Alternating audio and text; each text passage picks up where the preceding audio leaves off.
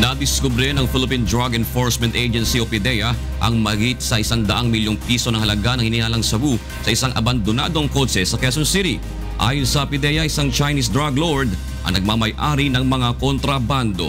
Narito ang hataw na balita ni Maki Libradilla.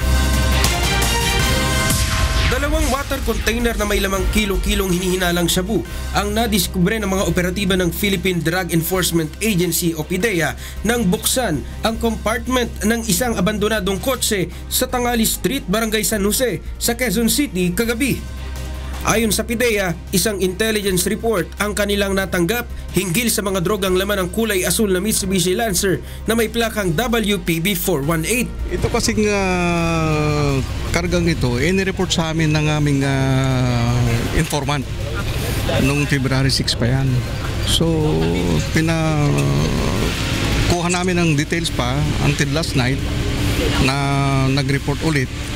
Ayun nga, sabi may nakapark na sasakyan dito sa street na ito at may kargang shabu.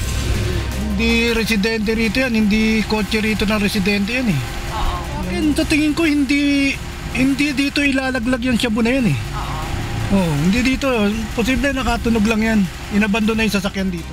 Ayon sa PDEA, 3 araw na nilang minanmanan ng naturang sasakyan para mahuli kung sino ang nag-iwan ito. Subalit tila nakatunog na nila ang mga sospek sa kanilang operasyon kaya tuluyan ng inabandona ang kotse. Tinataya nga abot sa mahigit 100 milyong piso ang halaga ng mga nakuhang shabu na pagmamay-ari umano ng isang Chinese drug lord. Ang sa pangalan wala siyang hindi niya alam kasi basta according to him ito ay pag-aari ng Chinese drug lord. Alright. Transnational. And alam natin kung kanino dadalhin, sir? Hindi rin alam. Kaya nga binabantayan namin kung sino ang kukuha.